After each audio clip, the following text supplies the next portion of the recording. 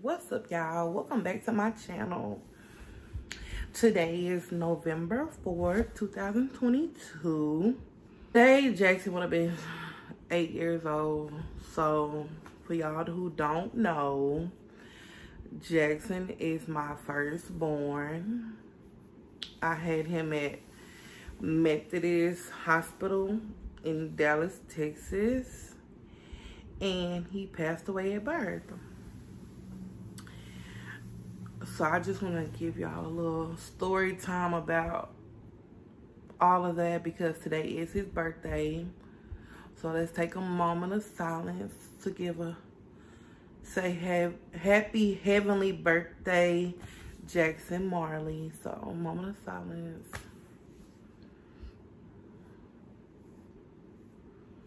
Okay.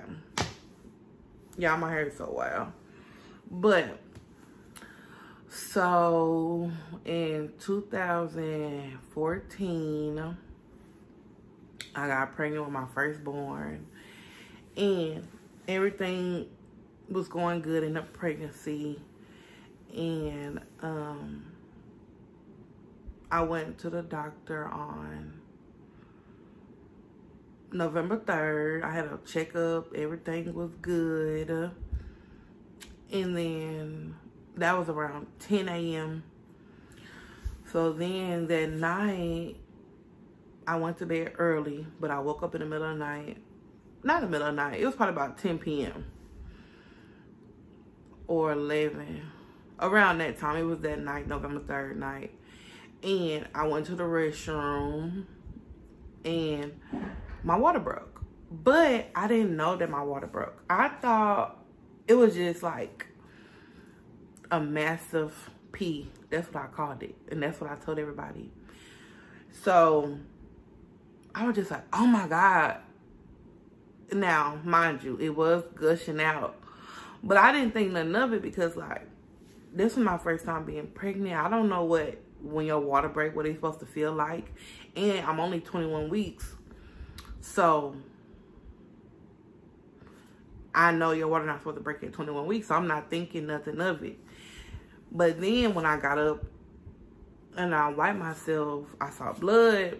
So, which was a concern, but wasn't a concern because I had spotted a little bit in the beginning, but my doctor told me that was normal. But, so I went to go wake my mom up because I was just like nervous. And I was like, she was so dead asleep. And, she woke up and I was like, Mom, I just had this massive pee. Like, it was just a lot at one time. And she was half asleep and she was like, okay, Nerica, okay? And I was like, and then need some blood. And she was like, but the doctor told you that's normal. And I was just like, I know, but, and she was like, Nerica, it's normal, just, because I'm dramatic. So I'm just like, she was just like, go back to bed, basically.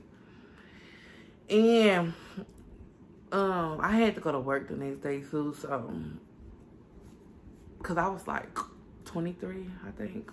But so I was like, no, I need to go to the hospital. And she was like, okay, here we go. You know, here this girl go being dramatic again. So I'm like, well, I'm going by myself because I'm the only one concerned at this point.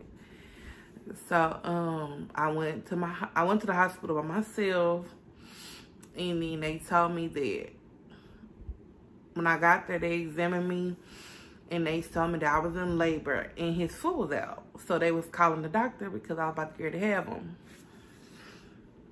So then I was like trying to call my mom. At this point, it was like almost 1 a.m. And I was just like, oh my God, I'm about to have a baby. Like, I couldn't wrap my head around it because I was only 21 weeks. And so then I was like trying to call my mom, and my mom was like knocked out. And if you know my mama, you know my mama sleep hard. And so I'm trying to call everybody. Bobby, Bobby is my mom's husband, if y'all don't know. And I'm trying to call him, my sister, and my little sister. But nobody not answering. So I'm like, man, who can I call to wake my mom up? So I called my cousin, which is Ronisha, and then she wakes her mom up, which is my mom's sister, my TT. So then my TT start blowing up my mom them phone. So then I wouldn't have to do it because I'm in labor, so I shouldn't be doing this. So then they took that over and started doing it. And then my mom eventually, you know, they wake up and stuff. And at this point, the nurses come check me again, and they say, I'm not in labor no more, and my cervix is closed. And I'm just confused. I'm just like, okay, so what's going on, you know? And they was like, but your water did break, so you gotta have them. So I'm like, but you just said I'm not in labor anymore. I'm closed. My cervix is closed. So the doctor comes in, and my mom and them still haven't made it yet. And the doctor comes in and was like, okay, this was about to happen. Your water broke, so you gotta have this baby tonight. So I'm like, okay. But when you have this baby, we not gonna save him. We don't know how long he gonna live for, but he gonna die, and we not gonna save him. And I'm just like, why you not gonna save him? Because he's too little, it's not worth it. He won't be able to handle the tubes and all that. So I'm super young, and I'm so clueless about everything. I'm just like, okay. But I just accepted everything that they was telling me. I'm just like, okay, my baby about to die. Like, this is crazy. At this point, I don't even want to give birth. I'm just like, nah, I don't even want to. So I'm telling my TT what's going on. So my TT start calling all these different hospitals trying to get me transferred and what can we do. And the doctor comes back in and explains to me like why this is happening and stuff like that. And he says, I have a condition called incompetent cervix. It's like when you dilate, your cervix dilate prematurely on its own before your full term. And you don't know you have this condition until it happens to you. It's no way they can tell beforehand or getting tests done that you have an incompetent cervix. So I literally found that out right then and there. So he was like, and I was refusing all medicine because if you know me, you know I hate medicine. So I was just like, oh, I don't want no medicine. No, I'm gonna have this baby natural. And he was like, my doctor came in and was like, they told me that you're refusing all medicine. He told me you're about to experience the most hurtful thing and that a mother or a parent can experience. So I really want to put you on an epidural, but an IV drop epidural where it don't wear off, or so you would constantly be numb physically, you know, in your body or whatever. So I'm just like, I don't think it really just hit me. I'm just like, okay. But what he was saying, it really didn't hit me. I was just like agreeing because I really didn't feel like talking no more. So then my mom finally gets there, and at this point, I wasn't in labor no more, so they put me in labor because the baby had to come out because, you know, my water had busted hours later. And then he was born, and he was 14 ounces, and his name was Jaxxson Marley, and he was so little. But, you know, the crazy thing about it is he wasn't that much bigger than Aubrey was. Well, Aubrey was born, but that's another story. But so he was born and then he died like a minute later. So I was in completely shock. I didn't want to hold him, so when he came out, they gave him to my mom, and she held him because I wasn't comfortable. I don't know why I wasn't comfortable, but I think I was just like emotional. I wasn't crying, but I didn't even cry in the hospital, none. But I was just in shock because I just could not believe what happened. Because I didn't expect nothing like that to happen to me. Because I was young and I'm just like, nobody in my family ever went through that. So I never, knew anybody at that time, you know. So I'm just shocked, like, oh my God, I had a baby and it's dead. And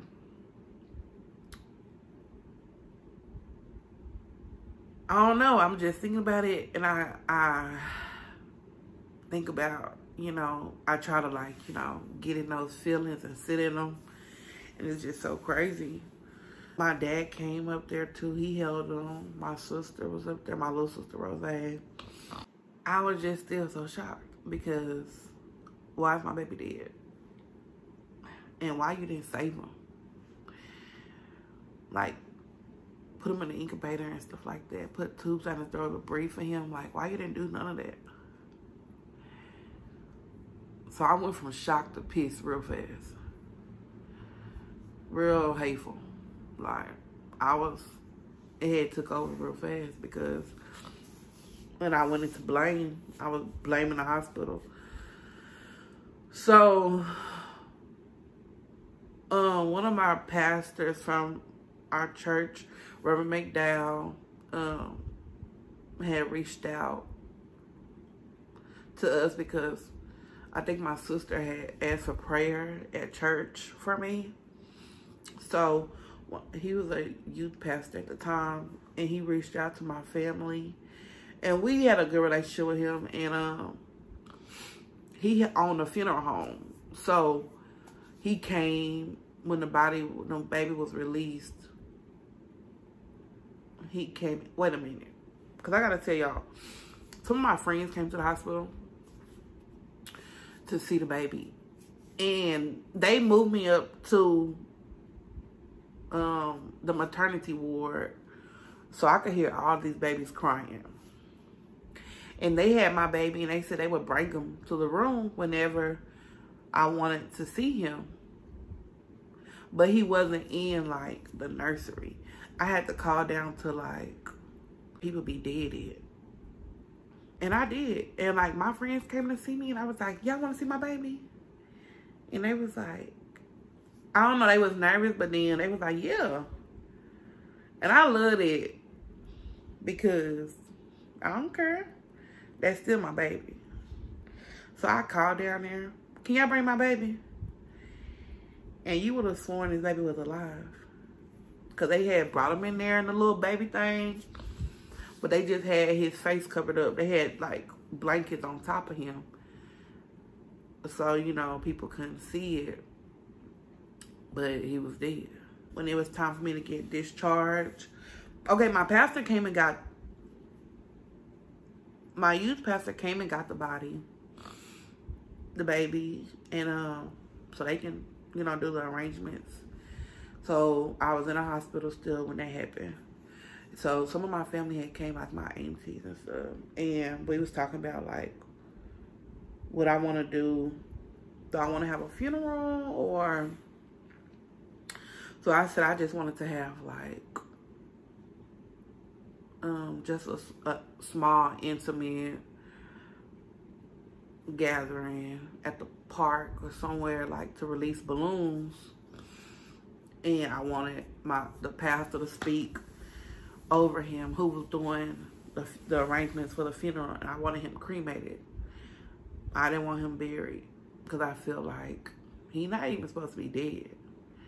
So I wasn't ready to bury him. So I had him on the 4th.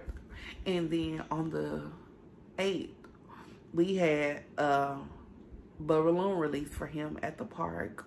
And my family and friends came out. And it was so nice. And he had gave me my baby ashes. So I'm going to show y'all. So this is my baby ashes. It's in this teddy bear. Super cute. And the teddy bear has an urn in them. So this is the urn.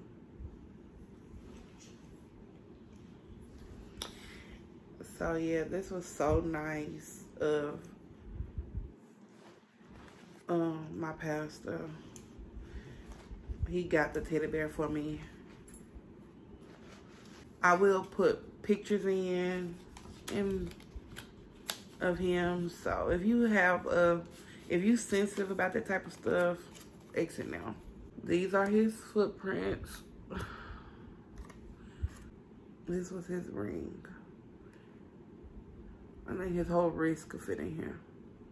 The hospital gave me that. This was his blanket that he was wrapped in. Because they did a photo shoot with him, the hospital did. It was like courtesy photo shoot. So I got like a bunch of pictures of him. And he was so little, he could fit into this. And like, if y'all look close, you can still see like some of his blood. Like that's his blood. Because they didn't bathe him like they do the other babies. When I had him, they put him in this blanket. And this blanket right here, see right there? That's his blood too. That's crazy. But I've never washed this because, I don't know, I wanted to stay how it is. And it's like some little spots of blood here and there. But they wrapped him up in this blanket. That was really nice. And everybody, the staff was really nice. And they gave me this box for all his belongings. So I keep it in here and I keep this box put up. But I wanted to show y'all. Today he would have been 8. I can't believe it's 8 years. Like, this pain is indescribable.